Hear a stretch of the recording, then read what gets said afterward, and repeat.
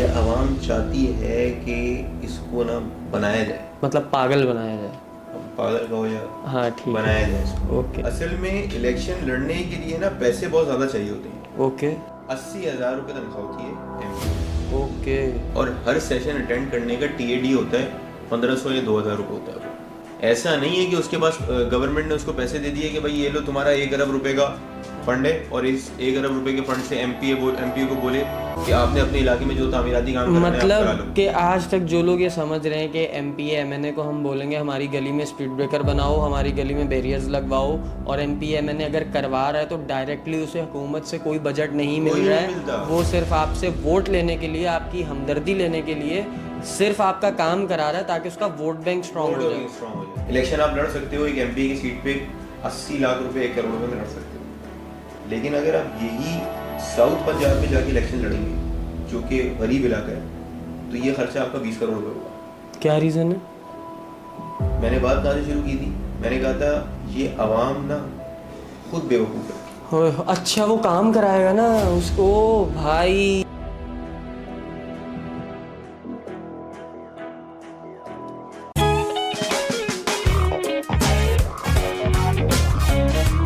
अस्सलाम वालेकुम जी, my self Suhaib Ahmad और द फंजिला पॉडकास्ट के एक और न्यू एपिसोड के साथ आपका भाई आपकी खिदमत में हाजिर है।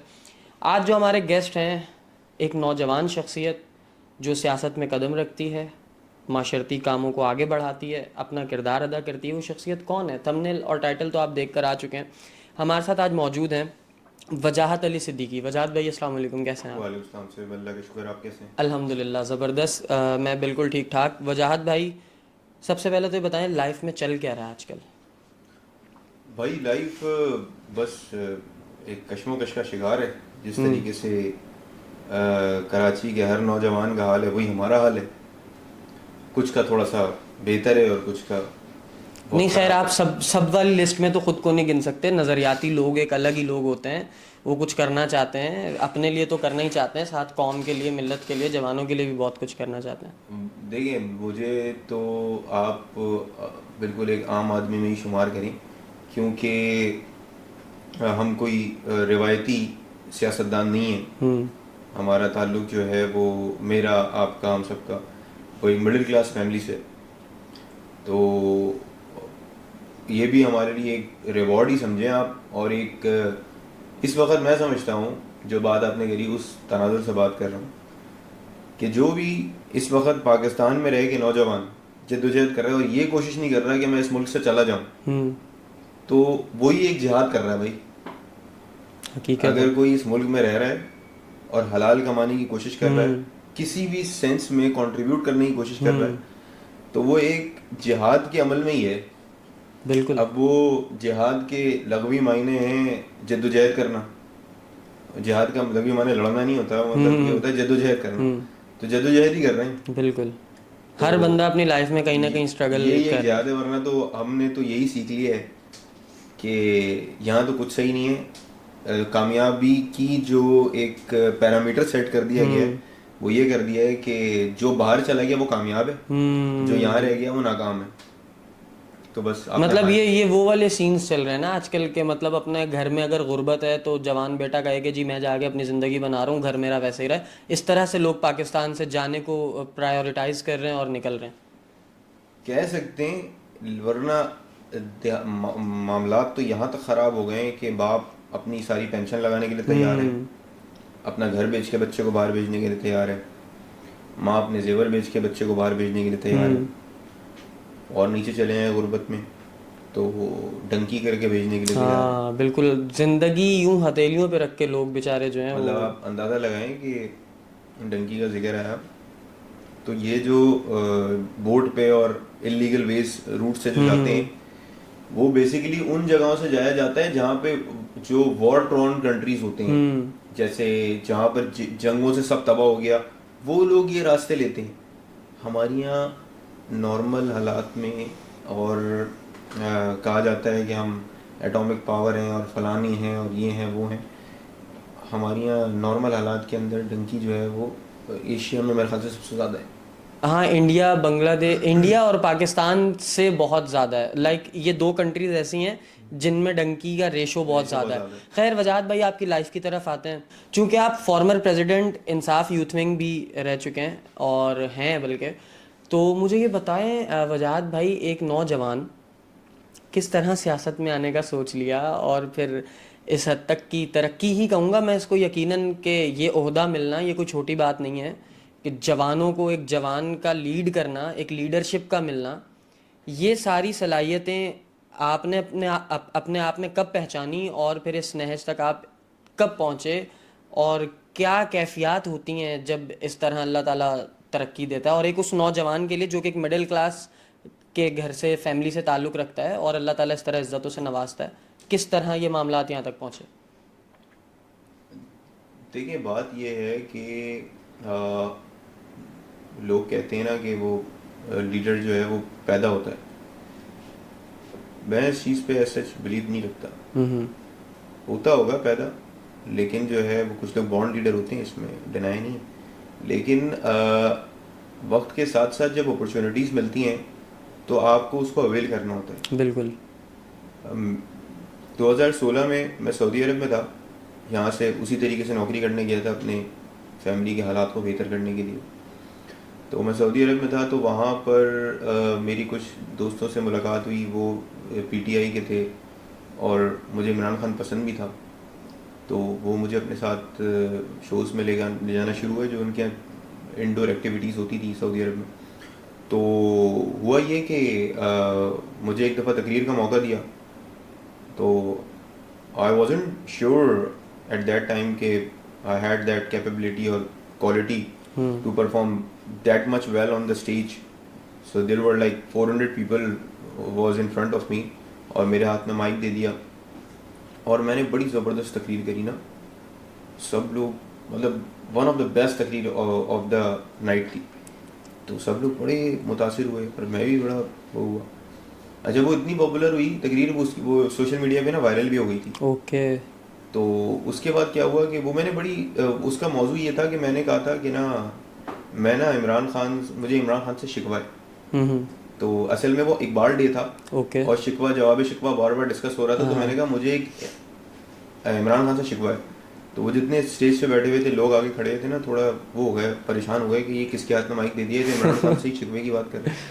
तो शिकवा पे बाद मैंने उसको शिकवा क्या किया, मैंने शिकवा किया कि इमरान खान, मुझे तो शऊर ही नहीं था, मैं तो आराम से रह रहा था, तुमने मुझे शऊर दे के और वो जो है सियासी बना दिया, मुझे आपसे ये शिकवा है। और फिर इस तरीके से बैक टू बैक, मुझे याद नहीं है, काफ़ी टाइम हो गया, तो मैंने ना काफ़ी शिकवे बताए। तो वो वही बड़े नारे वारे लगे, तो वो इतनी मशहूर हो गई। तो इंट्रा पार्टी इलेक्शंस आ रहे थे सऊदी अरब में, तो उन्होंने मुझसे कहा कि आप कंटेस्ट करें। मैंने इंट्रा पार्टी इलेक्शन कंटेस्ट किया, मैं जीत गया। जीत के जो है वो मैं वहाँ का वो आ गया, इंफॉर्मेशन सेक्रेटरी आ गया रियाद सिटी का।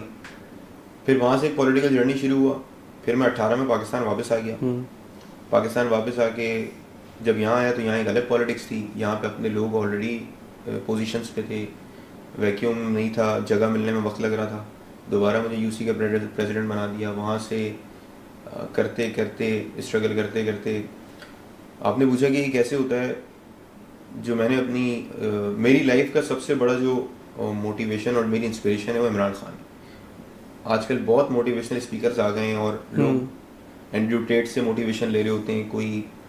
कोई जो है वो क्या नाम है, नाम नहीं लेना चाहिए पाकिस्तान के, अच्छा है वो भी काम कर रहे हैं, तो वो उनसे मोटिवेशन ले रहे होते हैं। लेकिन मैं समझता हूँ कि वो सिर्फ बैठ के बात कर रहे हैं। There is nothing practical in their life. अगर उन्होंने कुछ लाइफ में किया भी अपनी ज़ात के लिए किया है, अगर आपने अपनी ज़ात के लिए कुछ किया है तो वो मुझे इंस्पायर नहीं कर सकता। मुझे इंस्पायर कर रहा है इमरान खान, या मुझे इंस्पायर करता सत्तार एदी, या मुझे इंस्पायर करता वो हर बंदा जिसने अपनी ज़ात से हटके किसी और के लिए कुछ किया। बिल्कुल।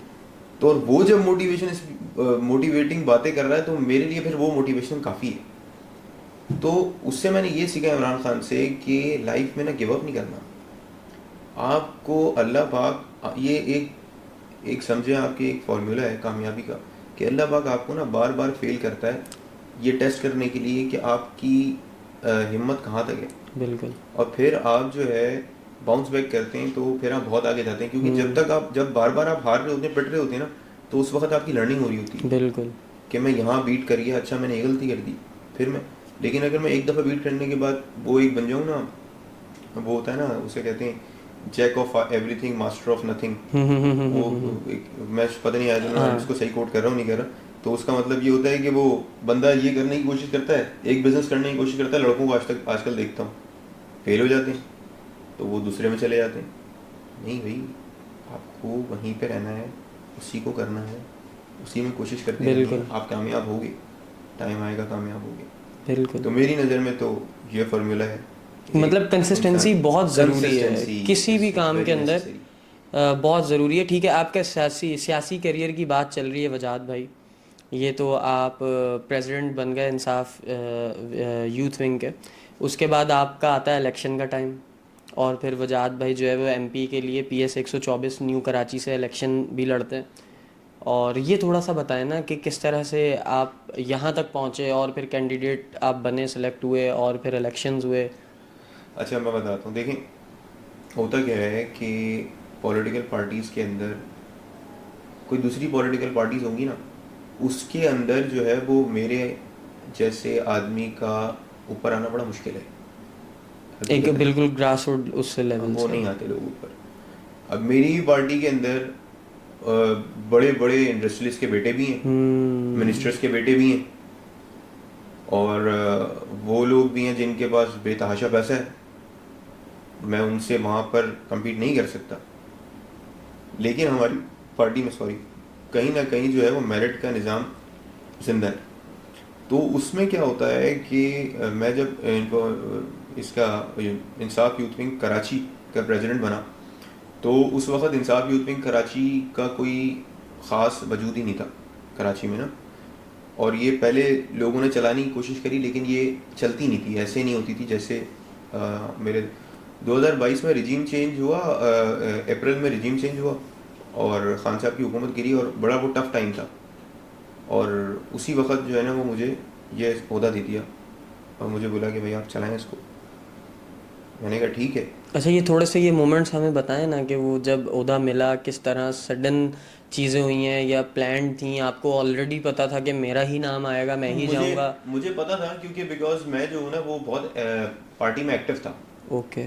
पार्टी में मैं बहुत एक्टिव था और मेरे पास ये एज था कि मेरी एजुकेशन अच्छी थी और मुझे मेरे साथ और भी कंटेस्टेंट थे जो कि इस ओहदे के लिए जा रहे थे, लेकिन मुझे पता था मैं मेरिट पे पूरा आता हूँ, मुझे ये ओहदा मिल जाएगा।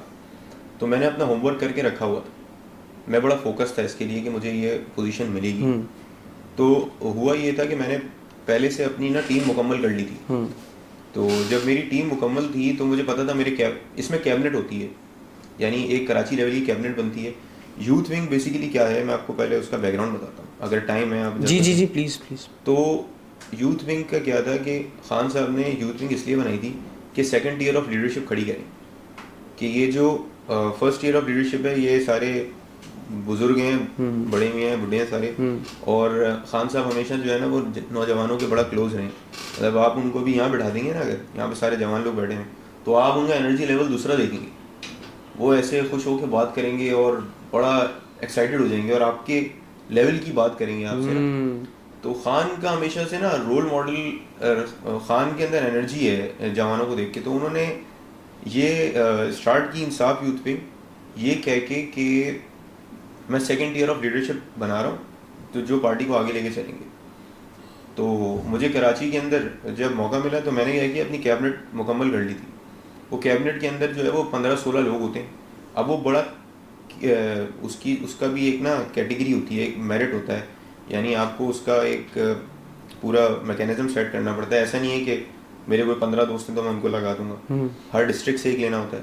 कराची में 60 डिस्ट्रिक्ट हैं, मुझे यहाँ की डेमोग्राफी का भी ख्याल रखना है, यहाँ की एथेनिसिटी का भी ख्याल रखना है, और यहाँ पर ये देखना है कि मतलब पठानों को भी ऐड करना है क्योंकि कराची शहर के अंदर तमाम ज़बानें बोलने वाले हैं। तो हर मकतब फ़िक्र को भी और हर ज़बान को भी कंसीडर करते हुए मैंने एक कैबिनेट बनानी थी। और वो लॉयलिस्ट भी होने चाहिए क्योंकि उनका आंसर मुझसे होगा कि अगर वो पार्टी के लॉयलिस्ट नहीं हुए या कहीं इधर उधर हो गए तो ये लोग इकट्ठा करना और मेरिट भी। मैंने ये होमवर्क कंप्लीट किया हुआ था रिजीम चेंज के फ़ौरन बाद मुझे इन्होंने कहा कि आपने जो है वो मेरा नोटिफिकेशन आ गया, मुझे प्रेसिडेंट बना दिया।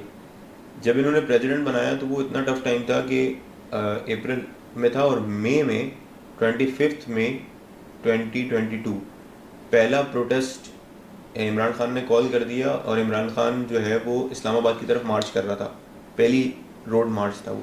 तो उसमें क्या हुआ कि 25 को इन्होंने बोला कि खान साहब इस्लामाबाद मार्च कर रहे थे, तो हमें बोला कि भाई नुमाइश चौरंगी पे हमने वो करना है, अपना प्रोटेस्ट करना है। अब हम जमा हुए मैकडोनल्ड्स नौरानी कबाब हाउस के आगे ना। अब ये मेरे पे पहला चैलेंज था। ओके। अब सारी पार्टी की नज़रें मेरे ऊपर कि मैं कितने लोग लेकर आता हूँ, और हमारी हुकूमत जाने के बाद पहला एक एग्रेसिव प्रोटेस्ट था। अब आगे देखना पुलिस खड़ी हुई है, उनके हाथ में डंडे और शेलिंग का सामान। अच्छा, अब ये मेरे लिए भी नया था, हमारे लिए नया था, मेरी उसके लिए भी, लोगों के लिए भी नया था। हमने करा प्रोटेस्ट, जहाँ तक जाना था नुमाइश चौरंगी तक हम वहाँ तक गए। शेलिंग हुई, गोलियाँ चली, हमारे यूथ विंग का एक लड़के के पेट में गोली लगी, स्ट्रेट फायर कर दिया था पुलिस ने, वो ज़ख्मी हो गया और बड़ा वो हुआ। बहरहाल करते करते हम नुमाइश चौरंगी तक पहुँच गए, वो हमने प्रोटेस्ट किया। फिर उसके बाद तंजीम बनानी शुरू करी। तंजीम बनाते बनाते तक पूरी की पूरी तंजीम हमने कराची की बनाई, जिसमें 240 यूसी यूनियन काउंसिल्स थी, 240 यूनियन काउंसिल्स कंप्लीट करना, 32 टाउन्स थे, उनकी सबकी cabinets banana. It was the hell of the job. और मैं इसका क्रेडिट अपने आप को देता हूँ कि अभी भी जो यूथ विंग कराची के अंदर है वो सारे वो लोग थे जो मेरा कोई टाउन का प्रेसिडेंट था, कोई मेरी कैबिनेट में था। फिर हमारे यहाँ एक सर्टेन एज है 32, उसके बाद आप यूथ विंग से रिटायर हो जाते हैं and you should go for the mother body. तो फिर मैं 32 के बाद मेरी एज हो गई, 32 मैंने क्रॉस कर लिया, तो फिर मुझे उन्होंने प्रमोट हो गया। हाँ, मैं प्रमोट कहते हैं, रिटायर कहते हैं। वो एक क्लॉज है, सनसेट क्लॉज कहते हैं उसको, यानी सूरज गुरूब हो गया, सनसेट क्लॉज लग गया मेरे ऊपर। तो फिर अब मैं यूथ विंग का प्रेसिडेंट नहीं हूँ। एहसान खटक है, he is doing well, very well. तो वो उस वक्त मेरा, वो भी हमारी एक फाइंडिंग थी, उसको मैंने मलिर टाउन का प्रेसिडेंट लगाया था, मलिर का रहने वाला था वो। जो है वो अच्छा काम, मतलब एक अच्छी लीडरशिप के अंडर अगर कोई काम करता है तो उसका फ्यूचर सिक्योर ही है। आपको नजर आ रहा है ना, देखें, करने का मौका मिलता है। हाँ बिल्कुल बिल्कुल, राइज एंड शाइन करने का मौका मिलता है अगर आप एक अच्छी लीडरशिप के अंदर काम करें। आज़ाद भाई, बात को थोड़ा सा और आगे लेकर चलते हैं। इसको अगर आप अनफॉर्चुनेटली कहें कि वजाहत अली जो हैं वो कैंडिडेट बनने तक पहुंच गए, सेलेक्ट हो गए, इलेक्शन लड़ लिए, अब वहाँ तक नहीं पहुँचे जहाँ आके खिदमत का काम बाकायदा तौर पे शुरू करना, ठीक है। तो मैं वजाहत भाई आपसे ये पूछूंगा कि मुझे ये बताएं कि क्या वजह है कि सियासी जमातें या ये कैंडिडेट सारे MNA MPs वगैरह, वोटिंग का जब वक्त होता है तब ये सबके होते हैं, तब ये कहते हैं मैं हर मज़दूर का हूँ, हर हर हर निचले तबके का मैं दर्द रखता हूँ, उनको देखता हूँ और एहसास रखता हूँ। जैसे ही वो कैंडिडेट इलेक्शन जीतता है, वो पहन लेता है वो अनिल कपूर के हाथ में घड़ी होती है ना, वो कौन सी घड़ी है वो क्या है जिससे वो गायब हो जाता है? गायब हो जाता है, मिस्टर इंडिया। Mister India. ये वो वाली घड़ियाँ कहीं से आ जाती हैं और ये हमारे सारे साहिबान जो हैं वो सड़कों पे, हमारे गड्ढे वैसे के वैसे ही रहते हैं, गटर के ढक्कन खुले रहते हैं, बिजली से लोग मर रहे होते हैं, बारिशें होती हैं तो पानी गायब नहीं हो रहा होता। ये काम कब तक हमारे ख़ास तौर पे कराची के अंदर हम ये एक्सपेक्ट करें कि भाई ये कोई NGO आके ही करेगी, या ये कोई फिक्सड का नुमाइंदा आएगा वो करेगा, या ये JDC का या ईदी का या सैलानी का, या इस तरह जितने हमारे NGOs और सोशल ऑर्गेनाइजेशंस काम कर रही हैं उन्हीं के कोई नुमाइंदा आके करेगा? भाई वो ही क्यों करें, जिनका ये बनता है वो लोग क्यों नहीं करते? इस बात का जवाब मुझे आपसे चाहिए, थोड़ा सा डिटेल्ड। सच्ची बात करूं, बिल्कुल, वो गैर सियासी होके सच्ची बात हाँ गैर सियासी होके करें, ये तो ज़्यादा सच आएगा फिर तो। मैं इसके अंदर वो बात करूंगी नहीं यार, हम तो करते हैं। हाँ, क्योंकि ये पॉडकास्ट से कोई पॉलिटिकल वो तो हो नहीं हाँ रहा कि वो मैं इंटरव्यू टाइप तो है नहीं। हाँ, सच्ची बात अगर करूं तो वो ये है कि ना, आवाम बेवकूफ़ है। ये आवाम चाहती है कि इसको ना बनाया जाए, मतलब पागल बनाया जाए, अब पागल कहो या हाँ ठीक है, बनाया जाए इसको। ओके। तो ये बनने के लिए तैयार है।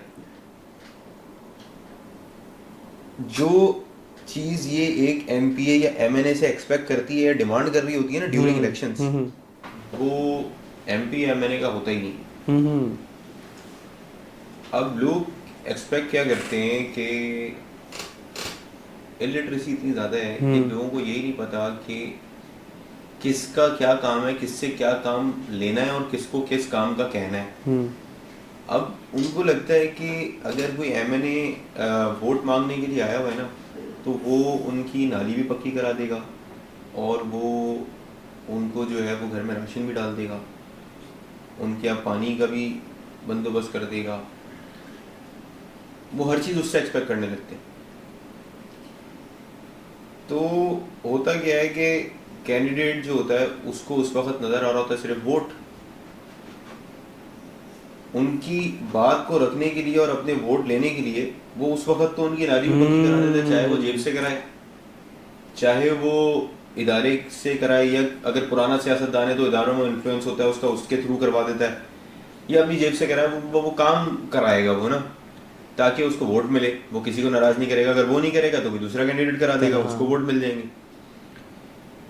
अच्छा, यही इलेक्शन जब लंदन में हो रहे होते हैं तो वहां पर पार्लियामेंटेरियंस के इलेक्शंस के वक्त कोई भी बंदा आवाम जो है वो कैंडिडेट से ये नहीं बोलती कि आप हमारे बल्दियाती मसले हल कर दें। वो जब मेयर का इलेक्शन होता है तो उस वक्त वो एक्सपेक्ट करते हैं कि यार मेयर से कहेंगे कि हमारे जो आप लोकल बॉडीज़ के इश्यूज हैं ये आप हल कर दीजिएगा। ठीक है, सॉरी वजाद भाई, साथ साथ ये भी बताते चलें कि अगर एमपी एमएनएज के ये काम नहीं होते तो शॉर्टली ये भी बता दें कि फिर उनका बेसिक काम है क्या। बेसिकली एमएनए जो होता है वो नेशनल असेंबली का मेंबर होता है और एमपीए जो होता है वो प्रोविंशियल असेंबली का मेंबर होता है। जो प्रोविंशियल असेंबली का मेंबर होता है वो प्रोविंस से रिलेटेड, यानी जो इदारे प्रोविंस के अंदर आते हैं या प्रोविंस से रिलेटेड जो कानून साजी होती है, जो उसके लॉज होते हैं वो लिखते हैं। जो एक नुमाइंदा होता है, जो एमएनए होता है या एमपीए होता है, वो कानूनदान होता है। कानूनदान यानी कानून लिखने वाला होता है। ये सिस्टम क्या है पहले इसको समझना जरूरी है। वो सिस्टम ये है कि लोगों ने मुझे वोट किया, उन्होंने मेरे पे एतबार किया कि हमारे इलाके से ये बंदा होगा जो प्रोविंशियल असेंबली में जाएगा और वहां जाके कानूनी मामलात को देखेगा। कानूनी मामलात इन अ सेंस कि ये हम इस पे एतबार करते हैं कि ये बंदा जब प्रोविंशियल असेंबली पे जाएगा तो वहां जाके जो सूबाई लेवल के इदारे हैं उनकी कानून साजी बेहतर करेगा। जैसे फॉर एग्जांपल पानी का, अगर वो एक्सपेक्ट कर रहे हैं कि भाई पानी आता है, पानी का मसला है, अब वो ये नहीं कर सकता कि वो पानी की लाइन डलवा दे, वो ये नहीं कर सकता, मतलब उसके पास बजट नहीं है। ठीक है, आप लोग, ये बात बड़ी सरप्राइजिंग होगी आपके लिए, बिल्कुल ये एक आम आदमी के लिए बड़ी सरप्राइजिंग बात है, बिल्कुल, कि उसके पास बजट नहीं है कि वो ये ठेकेदार को बुला के बोले भाई यहाँ से यहाँ तक वो डाल दो, हुकूमत ने मुझे पैसे दिए हैं। ऐसा नहीं होता, ये हम गलत एक्सपेक्ट करते हैं और हम गलत सोचते हैं। ऐसा नहीं है कि उसके पास गवर्नमेंट ने उसको पैसे दे दिए कि भाई ये लो तुम्हारा 1 अरब रुपए का फंड है और इस 1 अरब रुपए के फंड से एमपीए को बोले कि आपने अपने इलाके में जो तामीराती काम करना है आप करा लो। मतलब कि आज तक जो लोग ये समझ रहे हैं कि एमपीए एमएनए को हम बोलेंगे हमारी गली में स्पीड ब्रेकर बनाओ, हमारी गली में बैरियर्स लगवाओ, और एमपीए एमएनए अगर करवा रहा है तो डायरेक्टली उसे हुकूमत से कोई बजट नहीं मिल रहा है, वो सिर्फ आपसे वोट लेने के लिए, आपकी हमदर्दी लेने के लिए सिर्फ आपका काम करा रहा है ताकि उसका वोट बैंक स्ट्रांग हो जाए। 80,000 रुपये तनख्वाह होती है एमपीए की। ओके, क्योंकि मेरे दोस्त यार सारे एमपी रहे, मैं खुद भी कंटेस्ट किया हूँ, तो मेरी रिसर्च इस पर बन जाएंगे तो 85,000 रुपीज़ सैलरी होती है और हर सेशन अटेंड करने का टीएडी होता है 1,500 या 2,000 रुपये होता है। वो ये टोटल होता है उसके पास, ये उसके पैसे होते हैं। ठीक है, तो यार वजाद भाई, हमने तो एमपीएस एमएनएस बड़े अमीर अमीर देखे हैं यार। असल में इलेक्शन लड़ने के लिए ना पैसे बहुत ज़्यादा चाहिए होते हैं। ओके, तो इसीलिए इलेक्शंस के अंदर जो है वो, क्योंकि आपको बैनरिंग करनी होती है, हाँ बिल्कुल बिल्कुल, फिर हमारी यहाँ की आवाम को खाना खिलाना होता है वोट देने के लिए, जो एक ट्रेंड है हमारे लाखों रुपए करोड़ों रुपए खर्च कैंपेनिंग पे करने लग होते जाते हैं। हैं। फिर किसी को दो बीमारी है तो उस पर खर्चा देना होता है, कि लोगों के घर पे राशन डालने हाँ। होते हैं। किसी को जो है वो कहीं पानी की लाइन अपने पैसों से हाँ। डालनी होती है, कहीं रोड अपने पैसों से डलवा के देनी होती है। तो बेसिकली जो है वो इसीलिए एक गरीब आदमी का काम नहीं रह जाता कि वो इलेक्शन लड़ सके। ओके। तो जब वो गरीब आदमी का काम नहीं रह जाता, तो वो जो अमीर आदमी महंगा इलेक्शन लड़कर गरीबों के ऊपर आता है, उसको गरीबों का मसला ही नहीं पता होता। मसला ही नहीं पता होता।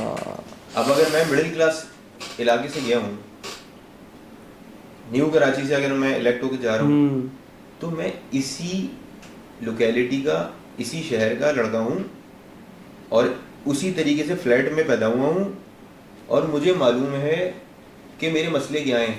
मेरा मसला ये है कि अभी तक इंटर बोर्ड जो है वो पेपर के ऊपर रिजल्ट्स बना रहा है, उनका रिकॉर्ड पेपर पे अभी तक के वो कंप्यूटराइज नहीं हो सका, क्योंकि मैं मैट्रिक सिस्टम से पढ़ा हूँ ना।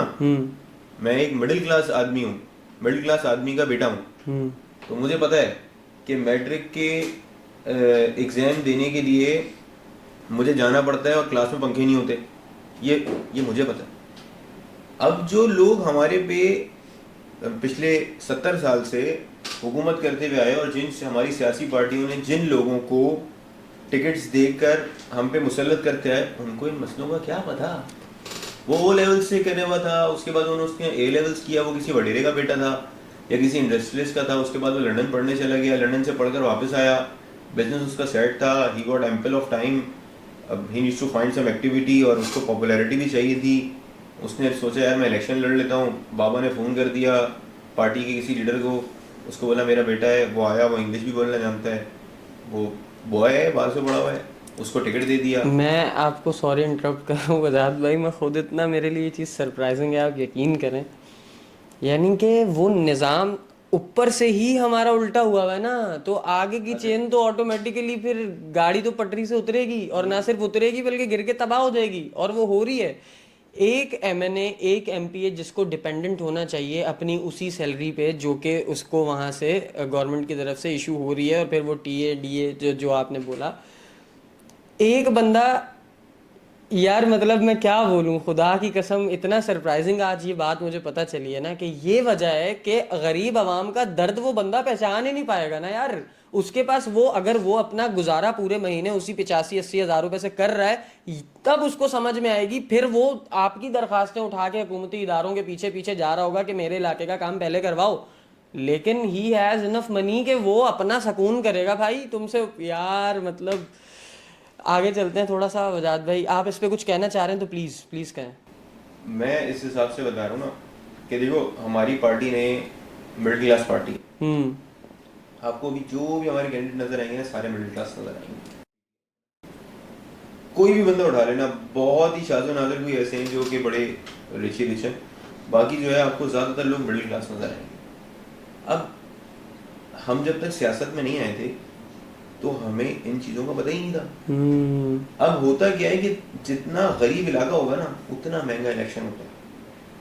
पंजाब के जो इलेक्शंस होते हैं, देखें यहाँ पे एमपी का इलेक्शन आपने लड़ना है ना अगर कराची में, तो आपका नॉर्मल हालात में अगर आप इलेक्शन लड़ रहे हैं तो आपका खर्चा होगा, इलेक्शन आप लड़ सकते हो एक एमपी की सीट पे 80 लाख रुपए 1 करोड़ रुपए में लड़ सकते हो, ठीक है, मतलब आपके एक महीने में 80 लाख रुपए बर्न होंगे। लेकिन अगर आप यही साउथ पंजाब में जाके इलेक्शन लड़ेंगे जो कि गरीब इलाका है, तो ये खर्चा आपका 20 करोड़ रुपए होगा।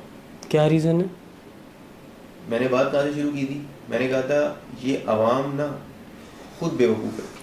अच्छा वो काम कराएगा ना ओ भाई, एक जगह काम कराएगा, वो रोड डलवाएगा, वो राशन डलाएगा, वो डिस्पेंसरी बना के देगा, वो पानी की लाइन ऑन करवाएगा, वो खेतों के अंदर ट्यूबवेल्स लगवाएगा, उस गांव के 25-50 जवानों को नौकरियां लग जाएंगी, लगवाएगा, या फिर वो उनके किसी सरदार को या छोटे सरदार को बुला के बोलेगा यार तुम्हारे पास कितने वोट है, तो मेरे पास 5000 वोट हैं, वो उनको पर वोट के हिसाब से 5-5 हज़ार रुपए देगा। ओहो। अच्छा, जितना बड़ा इलाका है, जितना अमीर इलाका है, जैसे कराची की बात करते हैं तो डिफेंस वाले जरा चौड़े हो जाएंगे, चलो उनको छोड़ो, वहाँ करते हैं। इस्लामाबाद का कोई सा सेक्टर उठा लो, ब्लू एरिया है उसका या XYZ, जितना बड़ा इलाका होगा ना उतना सस्ता इलेक्शन होगा, वहाँ पे किसी को कुछ चाहिए ही नहीं।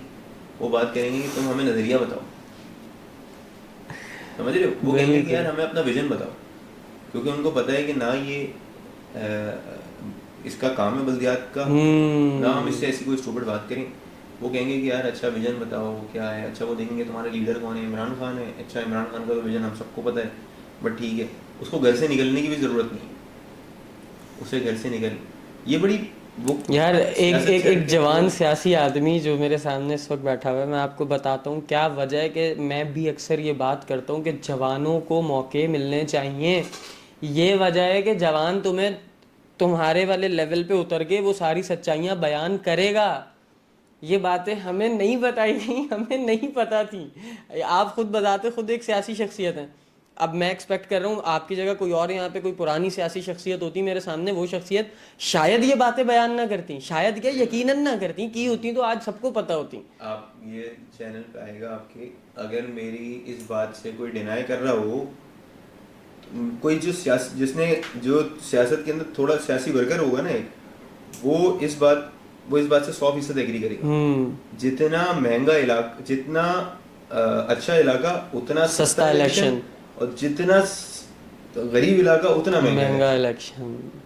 चलें, इसके साथ वजाद भाई एक सवाल जोड़ता हूँ, मुझे ये बताएं फिर इन सब हालात को मद्देनज़र रखते हुए एक मिडिल क्लास के घर का लड़का ये नहीं सोचेगा कि आप फिर मैं पाकिस्तान छोड़ूं, मैं बाहर जाऊं, मैं कमाऊं और मैं अपना बस बाहर जाके सेटलमेंट्स अपनी देखूं लाइफ की, भाई मुझसे यहाँ पे गुजारा नहीं हो रहा। तो फिर ये जो जवानों का रुझान पाकिस्तान छोड़ के जाने पे हो रहा है, इस चीज़ के बारे में आप एज अ पॉलिटिकल पर्सनैलिटी आप क्या इस पर आपकी राय है? अच्छा, इसको सबसे पहले हम लेते हैं इस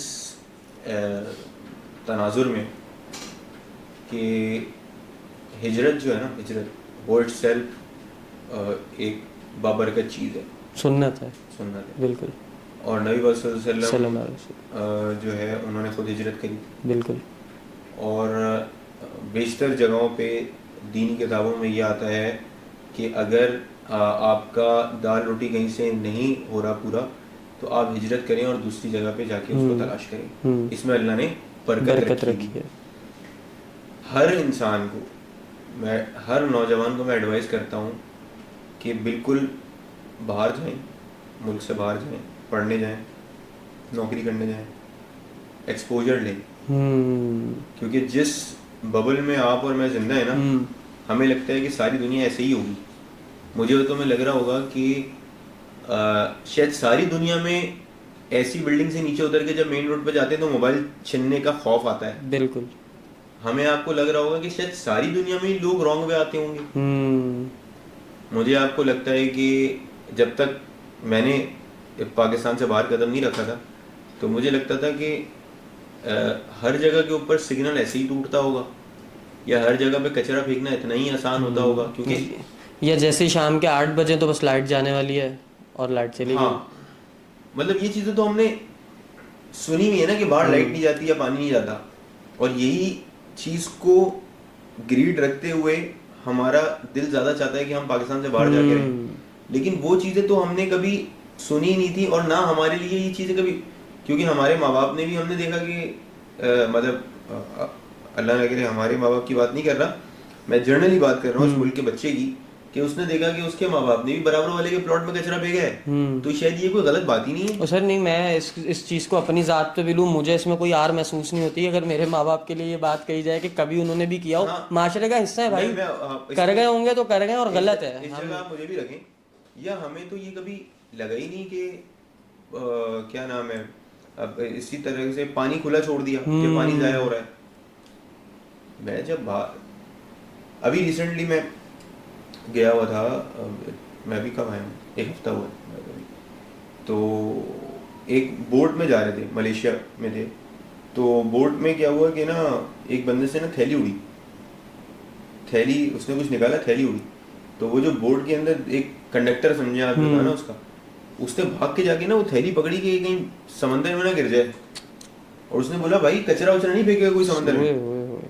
कोई ना पुलिस थी ना कोई वहाँ कोई देखने वाला था, लेकिन उनको अपने मरीन लाइफ की और अपने समंदर की फिक्र थी। और मजे की बात, वो कोई प्राइवेट प्रॉपर्टी का स्विमिंग पूल नहीं था, वो कोई फार्म हाउस नहीं था, वो एक पब्लिक सी साइड होगी ना, वो एक समंदर था। तो वो किस तरह उसकी फिक्र में है कि यार वो मतलब समंदर था। जबरदस्त।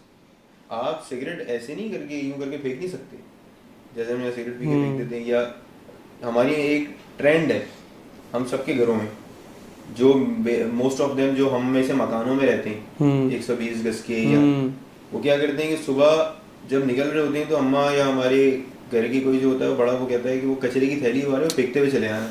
हम कचरे की थैली बाइक पे लटकाते हैं, चलते हुए जाते हैं, और जहाँ भी जरा कचरा फेंका हुआ नजर आता है वहाँ फेंकते हैं। वो बढ़ते बढ़ते बढ़ते बढ़ते वो इतना ढेर बन जाता है कि वो सब वो फिर सबको लगने लगता है कि यही कचरा कुंडी है भाई, फेंको यहाँ पे। यहाँ फेंको। ऐसा कोई सीन ही नहीं है भाई बाहर, ऐसा कोई। आप अगर समझ रहे हो कि हमारे मुल्क से गरीब भी कोई मुल्क होगा, तो ये एक्सपीरियंस आप ही के पास है कि आप सबसे गरीब हो, सबसे बुरे हाल में आप हो। अगर आपसे ज़्यादा कोई नीचे किसी मुल्क की हालत है ना, इखलाकी तौर पे, इंफ्रास्ट्रक्चर के तौर पे, एयर क्वालिटी के तौर पे, मरीन पोल्यूशन के तौर पे, या आप कहें कि इकोनॉमिकल सिचुएशन, सोशली किसी भी उसको तनाजुर में मैं कह रहा हूँ, इकोनॉमिकली कह रहा हूँ, एनवायरमेंटली कह रहा हूँ, इंफ्रास्ट्रक्चर वाइज कह रहा हूँ, अगर आप कराची में रहते हैं तो जितने बुरे हालात में आप रह रहे हैं, कोई दूसरा इतने बुरे हालात में नहीं रह रहा। ये मैं यहाँ बैठ के बातें नहीं कर रहा, ये मैं दुनिया देखी है मैंने, और काफ़ी कंट्रीज के अंदर गया हूँ तो मैं देख कर आया हूँ। श्रीलंका जो कि बैंकरप्ट कंट्री है, बैंकरप्ट हुआ था 2 साल पहले, बिल्कुल हुआ था। मैं श्रीलंका गया रिसेंटली। और जिस दिन मैं वहाँ गया तो मेरी फ्लाइट डिले इसलिए हुई थी कि वहाँ पे थंडरस्टॉर्म आया था। थंडरस्टॉर्म आने के बाद जब मैं वो हम क्या एक्सपेक्ट कर रहे हैं कि हम तो कराची देखा था हमने 2020 में कि भाई इतना इतना पानी, जरा से बारिश हो गई थी तो खड़ा हो गया था, और हर दफा यही हो रहा है। बिल्कुल। तो वहाँ हम देख रहे, मैं उतरा तो मैं वहाँ पर इतना शदीद थंडरस्टॉर्म आया था कि उनकी लैंडलाइंस और इंटरनेट भी खराब हो गया था। मैं बात कर रहा हूँ वो कंट्री जो 2 साल पहले बैंकरप्ट हुआ था। मैं कौन से सिटी में था, कोलंबो में। कोलंबो में क्राइम रेट 0 है। बात हो ना गुर्बत की या हालात खराब की, क्राइम रेट 0 है। लिटरेसी लेवल 90% के करीब है। ठीक है, रोड पर पानी नहीं था, रोड टूटी हुई नहीं थी, रात को 1 बजे भी आप बाहर निकल रहे थे तो कोई मसला नहीं था। किसी की माँ बहन को, बेटी को अगर कोई स्लीवलेस भी पहन के आ रही थी तो कोई उसको घूर नहीं रहा था, कोई छेड़ नहीं रहा था। ये जो हमारे पास एक रीजन देते हैं ना हम लोग कि मुल्क में डकैती इसलिए क्योंकि महंगाई हो गई है। 350 रुपए की रोटी है। श्रीलंका की करेंसी और पाकिस्तान की करेंसी एक है, उसका 1 रुपया, आपका 1 रुपया है। वो बैंकरप्ट है। 350 पाकिस्तानी रुपए और 350 ही श्रीलंकन रुपए की रोटी है। लेकिन फिर भी कोई किसी का मोबाइल नहीं छीन रहा भाई, फिर भी कोई किसी का मोबाइल नहीं छीन रहा। आप इखलाकी तौर पर तबाह हैं। हाँ यार, आपने कितना बड़ा और बेहतरीन जुमला बोला है। आई रियली अप्रिशिएटेड कि हम इखलाकी तौर पे तबाह हैं। हमारे अंदर से इंसानियत ख़त्म हो चुकी है, हम उस तरफ जाके सोचना ही नहीं चाहते। सुहेब कभी नहीं चाहता कि अकेला ही बैठ के कभी अपने गिरेबान में झांक लूँ यार, कि मैं इखलाकी माशरती तौर पे इंसानियत के लिए बाहर पब्लिकली क्या खिदमत सर अंजाम दे रहा हूँ। लेकिन फिर बात मुसलमानों के हम बड़े चैंपियंस हैं बकौल हमारे, बिल्कुल। और मुसलमानों के हम जो है वो इमाम हैं और खलाने हैं। वो नॉन मुस्लिम कंट्री होके आप वहाँ ज़्यादा सेफ हैं, आप वहाँ। अब सवाल ये था कि हमें बाहर जाना चाहिए, नहीं जाना चाहिए। अच्छा, ये सवाल जो है ना, वो इसका जवाब उस एस्पेक्ट से दे दूंगा कि हम ये समझ रहे होते हैं कि हम जब बाहर जाके रहेंगे तो हमारी ज़िंदगी अच्छी हो जाएगी। आप बाहर जाके आप एक्सपोजर के लिए जाएं एज अ नौजवान, आप 2-4 लैंग्वेज और सीखें, आप डाइवर्स कल्चर्स को देखें।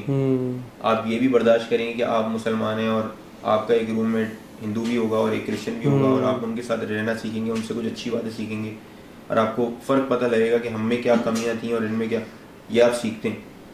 लेकिन अगर आप ये एक्सपेक्ट कर रहे हैं कि मैं बाहर जाके कोई बहुत बड़ा तीर मार दूंगा, या मैं कोई बाहर जाके, मैं बाहर इसलिए चला जाऊं कि पाकिस्तान में कामयाबी का पैरामीटर ये है कि हमारे घर का बेटा बाहर चला जाए, या हमारी बेटी की शादी जो है वो एक ऐसे लड़के से हो जाए जो बाहर है, ये आइडियल रिश्ता है आजकल। बिल्कुल बिल्कुल बिल्कुल। ये आइडियल रिश्ता है कि हमारे घर की बेटी की शादी कहीं बाहर हो जाए, इससे ऊपर नहीं सोच रहे हम। नहीं सोच रहे, हकीकत नहीं सोच है रहे ना। ये हमारा बिल्कुल एक वो है कि फरिश्ता है। हाँ, इससे अच्छा तो कोई हो ही नहीं, हो ही नहीं भले सकता। भले वो शख्स जानी है, भले वो शख्स शराबी है, कबाबी है, जो भी करता है, और इसके बहुत सारे साइड इफेक्ट्स भी हैं और मैंने आंखों से देखे हैं। और ख़ास तौर पे इन चीज़ों में जो है ना, खातून खवातीन, वो खवातीन से मुराद मैं पाकिस्तानी माओं की एग्जांपल दे रहा हूँ। मेजॉरिटी, मैं ओवरऑल सब की बात नहीं कर रहा, लेकिन मेजॉरिटी जो मदर्स हैं पाकिस्तान की, उनको ऐसा लगता है कि बाहर का रिश्ता है तो बहुत ही अच्छा होगा, तो वो फिर बेटियां ब्याहते हुए वहाँ पे नहीं सोचते हैं लोग। और मैंने ऐसा ऐसा केस देखा है, अल्लाह माफ़ करे, कि बस वो सोचो भी तो रूह कांप जाए बंदे की। भाई बेटी जो है वो बड़ी अल्लाह ताला की एक अता होती है, और उस मामले में रिस्क नहीं लेना चाहिए किसी को भी। खैर, तो अब क्या समझते हैं आप वजाद भाई, प्लीज़ बताएं। तो मैं जिक्र यही कर रहा था आपसे कि हमने जो है ना वो कामयाबी को पैरामीटर बना लिया है कि भाई बाहर जो चला गया ना वो कामयाब है। सबसे पहले देखिए, जब आप बाहर जाते हैं ना, तो आप वहाँ पर हमेशा एक सेकंड क्लास सिटीज़न ही कंसीडर होंगे। आप ऐसा नहीं हो सकता कि आप इंग्लैंड जाके गोरे हो जाएंगे। आप उनके बीच में एक देसी ही रहेंगे। उनको पता होगा कि ये अपना मुल्क छोड़कर आके यहाँ रह रहा है, ये इसका मुल्क नहीं है। बिल्कुल। अच्छा, दूसरा कि अगर तो आपका आप बाहर चले जाते हैं, आप वहाँ पर रह भी लेते हैं, तो आपको बड़े चैलेंजेस फेस करने पड़ते हैं। वो चैलेंजेस क्या होते हैं कि सबसे पहले आप ये देख लें कि आप पाकिस्तान में जब होते हैं तो आपकी ज़बान एक होती है, आपको कम्युनिकेशन में प्रॉब्लम नहीं होती, आपको लोग सपोर्ट करने वाले होते हैं पीछे कि यार ये, अगर फॉर एग्जांपल मैं कहीं नौकरी पे जा रहा हूँ, मेरे पास बाइक नहीं है, तो मेरा दोस्त कोई भी बोलेगा यार तुम इंटरव्यू देने के लिए चले जाओ, बाइक ले लो, कोई मसला नहीं है। फिर आपके कहीं ना कहीं ताल्लुकात होते हैं, आपकी वहाँ नौकरी आसानी से लग जाती है। आप घर आते हैं काम से तो आपको खाना पका पकाया मिलता है, आपको एक छत मिलती है, आपका एक कमरा होता है। बाहर रहना it's not a piece of cake. बिल्कुल, आपको बड़ी स्ट्रगल करनी पड़ती है। बिल्कुल। अच्छा वजाद भाई, जिस तरह से आपने बताया कि बाहर जाके हर्डल्स बढ़ जाती हैं, इंसान मुश्किलात में ज़्यादा गिर जाता है, ये रिसोर्सेज इतने नहीं होते हैं उसके पास, तो ये भी साथ साथ बता दें कि फिर बाहर ना जाना हक में बेहतर है, और पाकिस्तान में रहना किस तरह हक में बेहतर है, और पाकिस्तान में जितने लिमिटेड रिसोर्सेज हैं उनमें रहते हुए एक यंगस्टर किस तरह से अपने काम को बढ़ा सकते हैं। चूँकि आप एक बिजनेसमैन भी हैं, तो मैं चाहूँगा कम से कम 2 मिनट तो 1 मिनट तो आप इस बारे में ज़रूर बात करें बिज़नेस के ऊपर, कि पाकिस्तान में रहते हुए फिर यंगस्टर अपना बिज़नेस कैसे ग्रो कर सकते हैं, ग्रो करना तो छोड़ो, स्टार्ट कैसे कर सकते हैं। क्योंकि रिसोर्सेज की इतनी कमी है कि किसी बच्चे के पास मुश्किल ही है कि 20,000 रुपये भी हो कारोबार स्टार्ट करने के लिए। एक लोअर मिडिल और मिडिल क्लास के उस स्टूडेंट की बात कर रहा हूँ जो फ़ॉरेन डिग्री मांग तांग के बेचारा डिग्री करके कंप्लीट करके निकलता है और फिर प्रैक्टिकल लाइफ में शामिल होता है, दाखिल होता है। उसके बाद उसके पास रिसोर्सेज नहीं होते हैं। तो उन जवानों को आप क्या कहना चाहेंगे कि बेटा बाहर मत जाओ, पाकिस्तान में रहो, और किस तरह काम कर सकते हो? भले आप अपनी ज़ाती ज़िंदगी से जो एग्जांपल्स देना चाहें इनको मुतासिर करने के लिए, मोटिवेट करने के लिए, प्लीज़ उसके साथ आप ज़रूर बताएं। देखिए, बाहर भी जाने के लिए तो पैसे चाहिए होते हैं। बिल्कुल।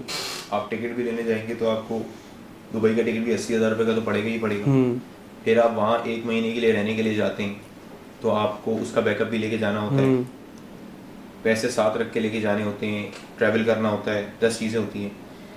अच्छा, अब मैं समझता हूँ कि अपॉर्चुनिटीज़ जो है ना वो कम से कम पहले से ज़्यादा हैं। क्योंकि अब आप ये देखें कि यार जिन्होंने काम करना है ना वो घर पे बैठ के भी डॉलर कमा रहे होते हैं। बिल्कुल। ठीक है, फ्रीलांसिंग कर रहे हैं लड़के, बच्चे बच्चियाँ, साथ पढ़ाई के साथ साथ काम कर रहे हैं घर बैठ के। अच्छा, आज कुछ टाइम पहले जो है हम अपने पेरेंट्स की जनरेशन को देखें तो किसी के पास अगर गाड़ी होती थी तो वो एक बड़ा कामयाबी का सिंबल होता था। कि हाँ। समझा जाता था कि बस गाड़ी है। आज हर लड़का गाड़ी ले लेता है, अफोर्ड कर लेता है, तो देर आर अपॉर्चुनिटीज। ऐसी बात नहीं है कि आपके मुल्क में अपॉर्चुनिटीज नहीं है, आपको ग्रैब करनी होती है। मेरा बिल्कुल। मेरा मेरा जो मतलब है कहने का वो ये हरगिज नहीं है कि कोई बाहर अपनी अपॉर्चुनिटी ढूंढने ना जाए। मैंने बात वहीं से शुरू करी कि हमारे नबी वसल्लम ने फरमाया है कि हिजरत में बरकत है। तो अगर कोई हिजरत कर रहा है और कोई अपनी रोजगार की तलाश के लिए, बेटर अपॉर्चुनिटीज के लिए बाहर जा रहा है, तो लेकिन इसको ये ना समझने मैंने, क्योंकि बहुत यंग लड़कों को, बड़े पोटेंशियल लड़कों को ये करते हुए देखा कि वो अपने कॉलेज लाइफ या अपना ए लेवल्स क्लियर करते हैं, उसके बाद वो आइट्स अटैम्प्ट करते हैं, आइट्स अटैम्प्ट करने के बाद वो बाहर के लिए अप्लाई करते हैं, उनका बाहर नहीं होता, वो दिल बर्दाश्ता हो जाते हैं, वो यहाँ पे भी पढ़ाई छोड़ देते हैं, वो कुछ काम, वो मतलब एक अटैम्प्ट करते हैं, दूसरी करते हैं, उनकी लक नहीं है, उनका बाहर नहीं जाना लिखा। This is not an end of the life. आप बाहर जाके भी अच्छा कर सकते हैं और आप पाकिस्तान में रह के भी अच्छा कर सकते हैं, ऐसी बात नहीं है। यहाँ पर रहकर आपको वो चीज़ें मिलेंगी जो आपको बाहर कभी भी नहीं मिलेंगी। अब आप कहते हैं यार कि ये जो ओवरसीज पाकिस्तानीज होते हैं ये वो चीज़ें एंजॉय नहीं करते जो मैं और आप करते हैं। देखें, हमारे यहाँ पर एक अच्छे इलाके के अंदर अगर आप एक फ्लैट ले लेते हैं तो आपको 40,000 50,000 रुपए में गुलशन जैसे इलाके में या गुलबर्ग में आपको कहीं ना कहीं एक डिसेंट लाइफ स्टाइल के लिए आपको एक जगह मिल जाती है। आप बाहर ये चीज़ तसव्वुर ही नहीं कर सकते अगर आपको इतनी सस्ती हाउसिंग मिले। ठीक है, फिर यहाँ पर Saturday Sunday you can meet your family. अब बेचारे लड़कों को मैंने देखा है कि 10-10 साल बाहर रहकर आते हैं, पीछे उनके बाप का इंतकाल हो जाता है, माँ का इंतकाल हो जाता है, यहाँ ना, और वो उनकी लाइफ जो है वो मशीन हो जाती है। बिल्कुल। 2-2 जॉब्स करते हैं, अपनी फीसिस पे करते हैं, they are in the very hard life. ऐसा नहीं है कि बाहर जाके आप पार्टी करोगे और आपके इर्द गिर्द जो है वो लड़कियां होंगी, गोरी में होंगी।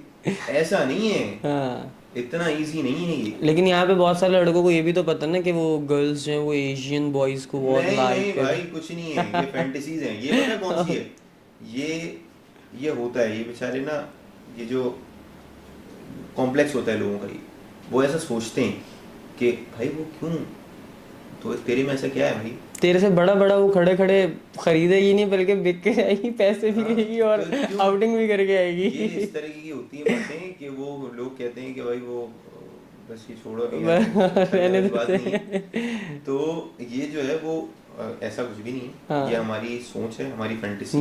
आप हमेशा सेकंड क्लास सिटीजन ही कंसीडर करे जाएंगे। आप जितनी अंग्रेजी बोल दें, आप जितना अपने आप को अंग्रेज दिखा दें, वो आपको वैसे ही डील करेगा। सर मैं समझता हूँ वजाहत भाई कहते हैं ना कि आपका भाई कितना भी बुरा है ना, आप दुनिया के सामने कभी उसकी बुराई मत करो।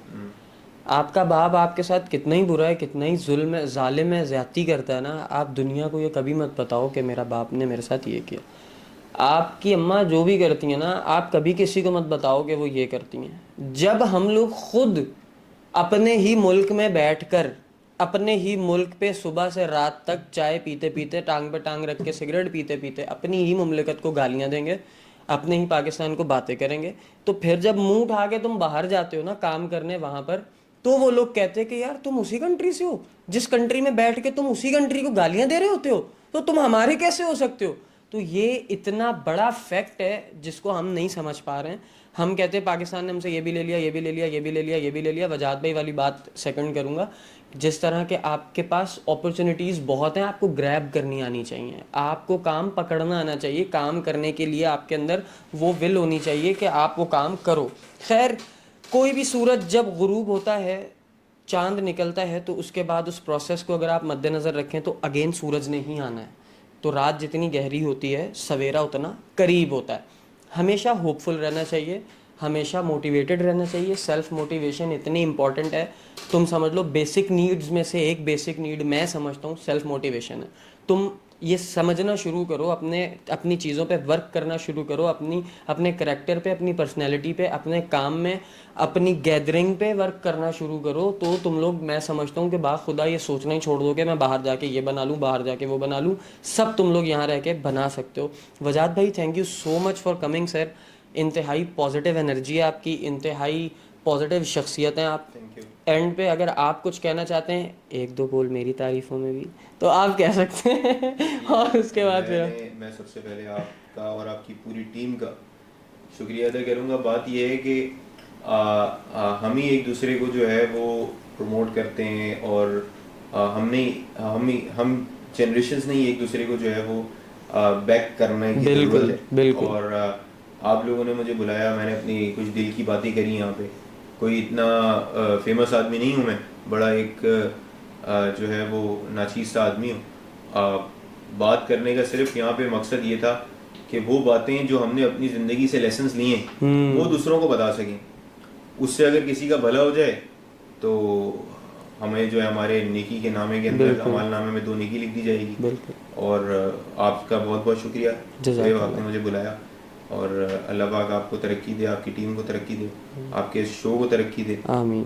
और इंशाल्लाह फिर मिलेंगे। इंशाल्लाह मैं ज़रूर ये चाहूँगा, पब्लिक डिमांड पे मुझे यकीन है तुम लोगों को वजाद भाई की गपशप बड़ी पसंद आई होगी, और मज़ीद इन्फॉर्मेटिव चीज़ें बातें जानने के लिए कमेंट बॉक्स में अपनी राय का इज़हार ज़रूर किया करो यार। मुझे बता दिया करो कि शुएब भाई ये टॉपिक्स रखें, फ़लाँ गेस्ट को बुलाएं, फ़लाँ गेस्ट को बुलाएं। अब मेरी नज़र में जितनी इस तरह की बेहतरीन पर्सनैलिटीज़ हैं, मैं उन सबको तकलीफ़ दे रहा हूँ, उन सबको बुला रहा हूँ, उनका कीमती वक्त ले रहा हूँ सिर्फ तुम लोगों के लिए, कि तुम लोगों के लिए बातें प्रोडक्टिव करके तुम लोगों तक पहुँचाई जाएँ। तो तुम लोगों को भी एंड पे ये कहूँगा कि भाई थैंक यू सो मच, तुम लोग देखते हो, प्यार करते हो, और अपना कीमती टाइम निकाल के देखते हो। तो इस सब के लिए तुम लोगों का बहुत मशकूर हूँ। अगेन वजाद भाई, मैं आपका बहुत मशकूर हूँ कि आपने मुझ जैसी नाचीज़ के लिए अपना इंतहाई कीमती वक्त निकाला। आप बजाते ख़ुद हमारे पास चलकर हमारे स्टूडियो तशरीफ़ लाए, इतने मुश्किल और इतने बिज़ी स्केजूल में से टाइम निकाल के। So thank you so much Wajad भाई, और आप सबका भी बहुत शुक्रिया देखने के लिए। एंड पे अगेन ये कहूँगा कि चैनल को सब्सक्राइब कर लेना अगर दिल चाहे तो। तुम्हें पता है ना, मैं मांगने पे यकीन रखता हूँ ना मैं कभी मांगता हूँ। अगर तुम्हें वाइब अच्छी आती है, तुम्हारा दिल चाहता है कि तुम द फंजला को सब्सक्राइब करो, दिल तो चाहेगा ना, कैसे नहीं चाहेगा करने के लिए। चलो कर दो, सब्सक्राइब कर दो। Thank you so much for watching, और टेक केयर, बाय बाय, और अल्लाह हाफ़िज़।